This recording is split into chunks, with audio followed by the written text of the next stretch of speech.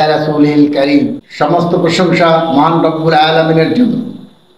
শতকোটি দরুদ সালাম আখিরি নবী নবী মুহাম্মদ রাসূলুল্লাহ সাল্লাল্লাহু আলাইহি সাল্লামের উপর বর্ষিত হোক।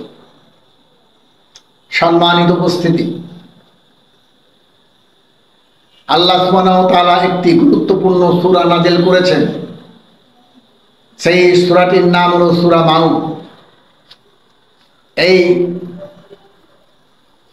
সূরাটির মধ্যে রব্বুল আলামিন বলছেন, বিসমিল্লাহির রহমানির রহিম, আরাআইতাল্লাযী ইউকাযযিবু বিদ্দীন।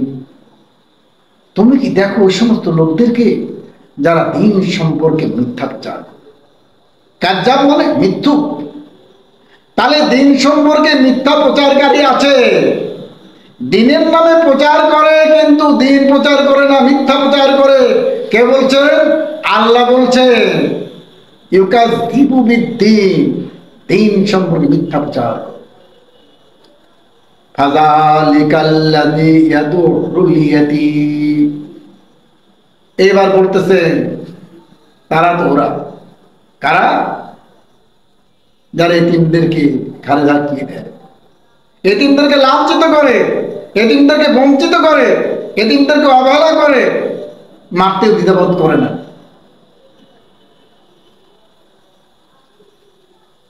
ওয়ালা ইয়াহুদ্দু আলা তুআমিল মিসকিন। মিসকিনদেরকে খাদ্য দিতে উৎসাহিত করে না। রং বিরঙের কথা বলবে, মুখ দিয়ে অনেক সান্ত্বনা দেবে, কিন্তু জায়গা মতো কোনো দান করবে না। যখনই খাদ্য দানের কথা কেউ বলবে, তার ওইটাকে পাশ কাটানোর জন্য যত রকম যুক্তি বুদ্ধি খাটাবে। যেমন আল্লাহ সুবহানাহু ওয়া তাআলা সূরা বাকারার প্রথম পৃষ্ঠায় উল্লেখ করেছেন, আল্লাযীনা ইউমিনুনা বিল গায়বি ওয়া ইউকিমুনাস সালাত ওয়া মিম্মা রাযাকনাহুম ইউনফিকুন। শর্ত তিনটে: ঈমান আনতে হবে, আল্লাহকে না দেখে সালাত আদায় করতে হবে, মহান রব্বুল আলামিনের নির্দেশ অনুযায়ী যে রিজিক দিয়েছেন মহান রব্বুল আলামিন, সেই রিজিক থেকে দান করতে হবে। নির্দেশ কার? আল্লাহ। আর এরা কি করে? দান যাতে না করে তার জন্য বিভিন্ন পন্থা, বিভিন্ন পরিকল্পনা, বিভিন্ন কৌশল অবলম্বন করে। এই গেল এক পর্যায়ের লোক। এবার আর এক পর্যায়ের কথা আল্লাহ বলতেছেন, ফাওয়াইলুল লিল মুসাল্লিন আল্লাযীনা হুম আন সালাতিহিম সাহুন। বড় কঠিন কথা, বড় মারাত্মক কথা, বড় ভয়ঙ্কর কথা। ফাওয়াইলুল লিল মুসাল্লিন। ওয়াইল কি? ওয়াইল কি ভালো জায়গা?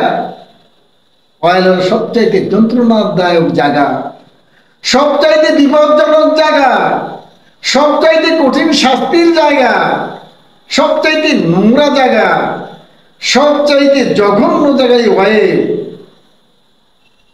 কে যাবে ওয়াইলে? আল্লাহ নিজে বলতেছেন ফাওয়াইলুল লিল মুসাল্লিন। মুসল্লি যাবে। বলেন তো ভাই, মুসল্লি কারা? যারা নামাজ পড়ে তারা মুসল্লি নয়? বেনামাজিকে কেউ মুসল্লি বলবে? বেনামাজিকে কেউ মুসল্লি বলবে না। যে কোরআন তেলাওয়াত করে, সালাত আদায় করে, হজ করে, যাকাত দেয়, আল্লাহর নাম নেয়, বিভিন্ন ইবাদত করে, মসজিদের সাথে সম্পর্ক আছে, এরাই তো মুসল্লি। আল্লাহ মুসল্লি বলেছেন কাকে? বেনামাজিকে আল্লাহ মুসল্লি বলেন না। এরা মুসল্লি, কিন্তু যাবে কোথায়? ওয়াইল দুজকে। মুসল্লির পর আল্লাহ আবার এত রাগ হলো কেন? মুসল্লির পর আল্লাহ তো গুসা হলো কেন? এরা তো ভালো কাজ করতেছে। এরা তো গাঁজার আড্ডায় বসে না, জুয়ার আড্ডায় বসে মদ খাচ্ছে না, জুয়ও খেলতেছে না, এরা গানের আড্ডা তো যাচ্ছে না। কিন্তু মসজিদেই আল্লাহ আল্লাহ করতেছে। একজন জুয়ের চোরের জন্য ওয়াইল দুজক নয়, একজন মদখোরের জন্য ওয়াইল দুজক হলো না, নারী ধর্ষকের জন্য ওয়াইল দুজক হলো না, বেনামাজের জন্য ওয়াইল দুজকের কথা হলো না, সুদখোর, ঘুষখোর,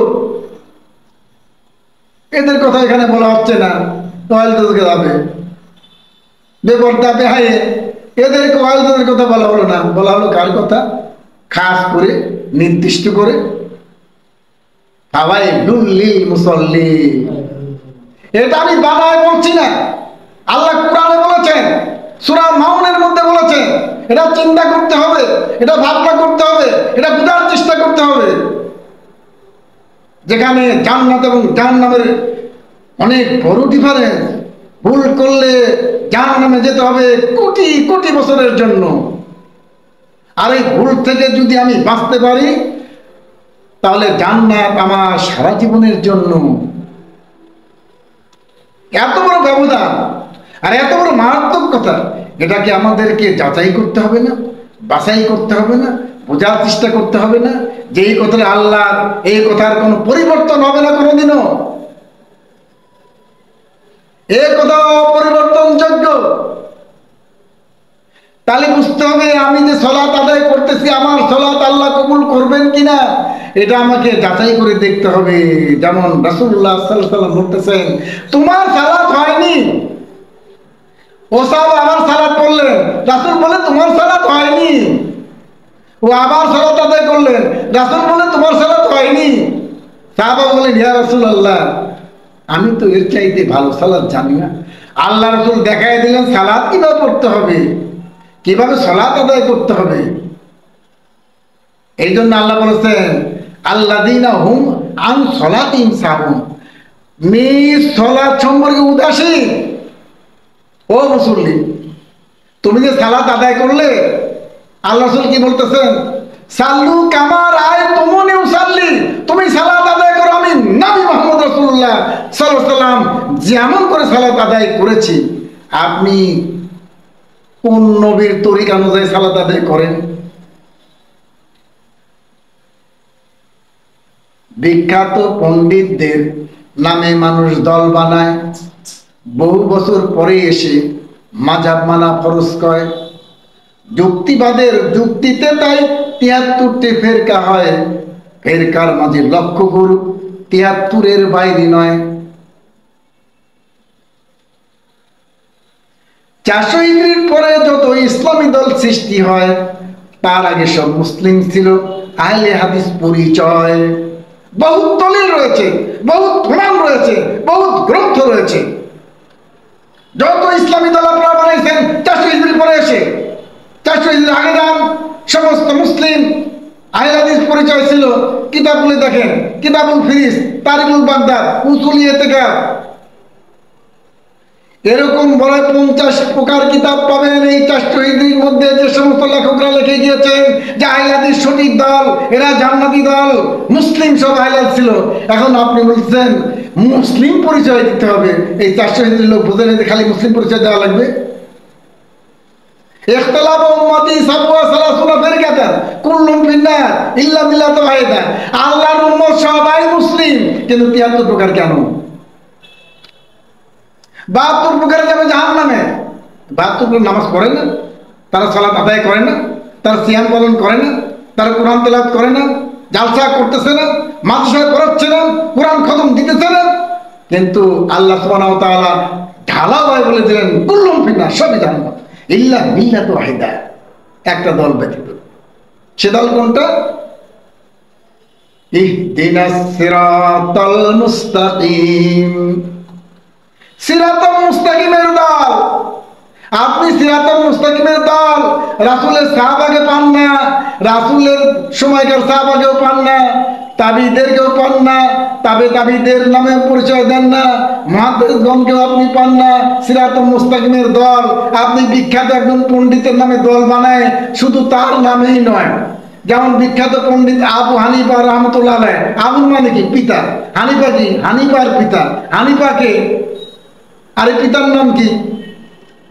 দেখুন পিতার নাম লিখেছেন বুনিয়াদুত তালিবিন আব্দুল কাদের জিলানী রহমতুল্লাহ লেখা বইটার মধ্যে পড়ে দেখেন পিতার নাম নোমান, তার পিতার নাম সাবের, মেয়ের নাম হানিফা। আপনি মুসাবের নাম যে হানাফি মেয়ের নামে রাখলেন কেন? আবার এক আলেম সাহেব দলিল দিচ্ছেন কুরআনের মধ্যে হানাফি মাযহাবের কথা আছে, কোথায়? হানিফা ওয়া আনা মিনাল মুসলিমিন, এই যে হানাফি মাযহাবের কথা। তাই বলেছিলাম এই আলেম সাহেবকে, ওরকম সূরা ফাতিহার মধ্যে থেকে আমি অনেকগুলো দল বানাই দিচ্ছি, কোরআনে আছে, সূরা ফাতিহার মধ্যে আছে। আল কোরআনের আয়াত দিয়ে কৌশলীরা দল বানায়, এমনি করে দল বানালে দলের কি আর অভাব হয়?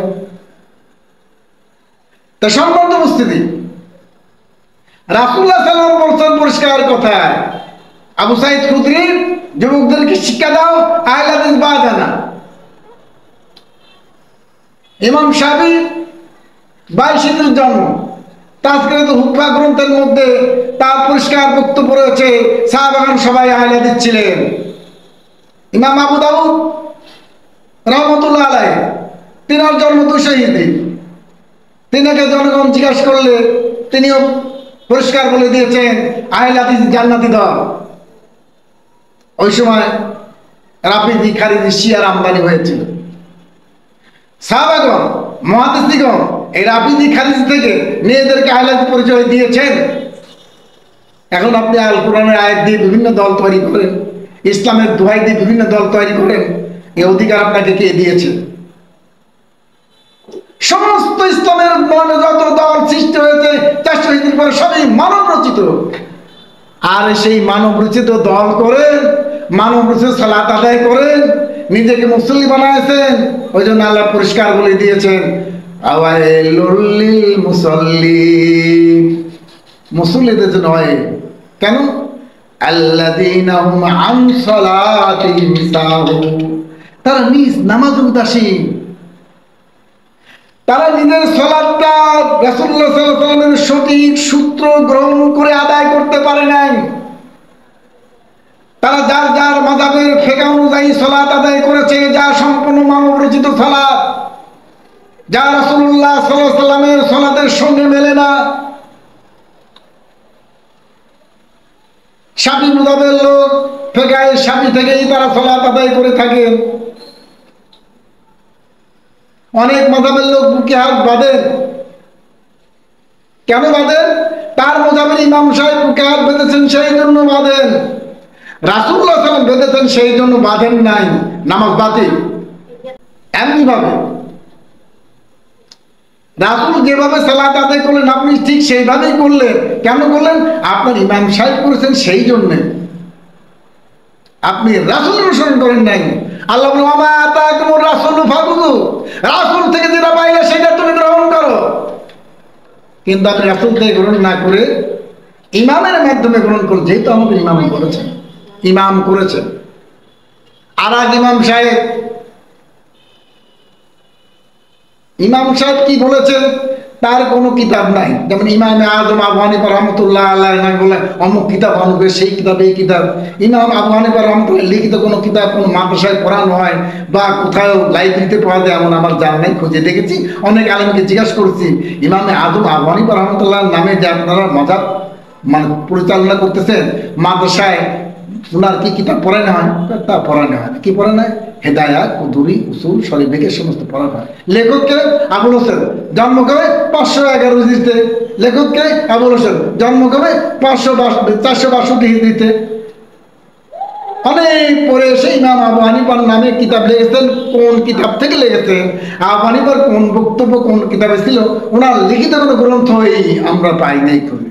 এখন ওনারা কিভাবে পান? ওই কিতাবওয়ালাও লেখেন নাই যে ইমামে আযম আবু হানিফার লিখিত এই গ্রন্থ থেকে এই কথাগুলো আমরা তুলে আনলাম, এটাও না।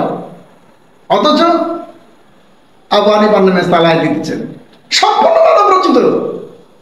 এটা ওই বিধান নয়। আপনি ভালো করে দেখবেন এই সমস্ত গ্রন্থে অনেক ভুল ত্রুটি আছে। একটা আমি তুলে ধরি, যেমন ওয়াসিয়া কুরসিয়ুস সামাওয়াতি ওয়াল আরদ, আসমান জমিন কুরসির মধ্যে বেষ্টনী আকারে রয়েছে।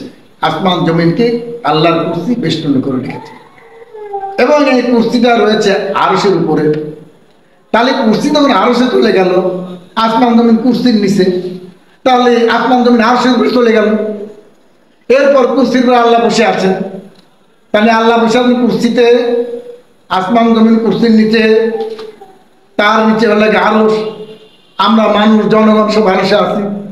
যেহেতু আসমান জমিন কুরসির নিচে, আরশের উপরে লিখেছেন। সম্পূর্ণ ভুয়া কথা, মিথ্যা কথা। নবী মুহাম্মদ রাসূলুল্লাহ সাল্লাল্লাহু আলাইহি ওয়াসাল্লাম বলতেছেন কুরসিতে আল্লাহর পা